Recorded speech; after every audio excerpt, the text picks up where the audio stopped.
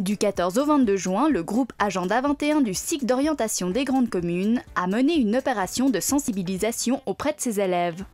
Objectif, mettre en évidence l'impact sur l'environnement de la surconsommation des appareils électroniques, notamment des portables.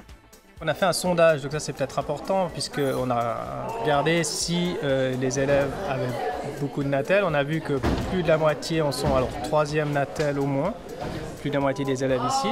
98% des élèves ont un Natel, au moins un, donc seulement 2% n'avaient pas de Natel.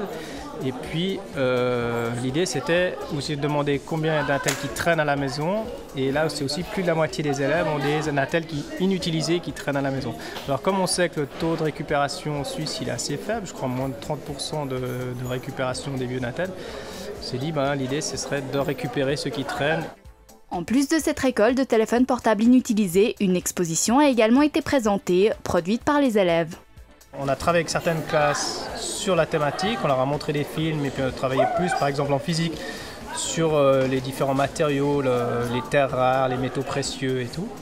Et puis on a préparé avec ces élèves une exposition, donc ils ont fait des posters qui ont ensuite été exposés, donc on en voit dans les couloirs, dans le hall, et puis dans une salle d'exposition, la salle de conférence en bas. Pendant une semaine, toutes les autres classes peuvent visiter. Donc c'est ce qui se passe en ce moment, toutes les classes visitent l'exposition, à hauteur de 45 minutes chaque classe, vous avez vu.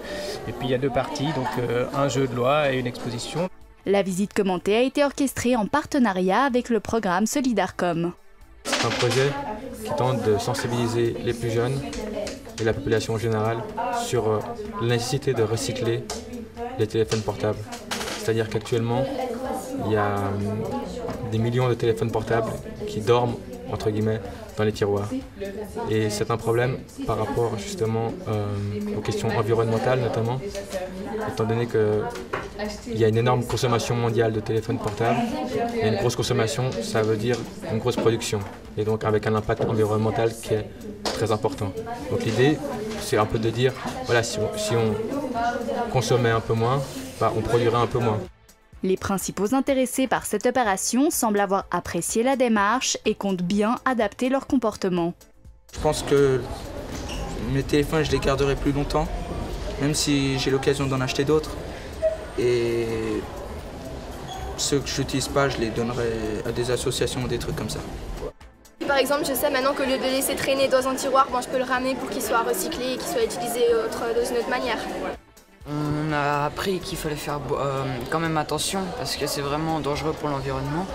Et on sait maintenant aussi qu'il faut arrêter de garder les Natel inutilisés parce que ça peut vraiment être utile, par exemple en Amérique du Sud ou dans les pays comme ça.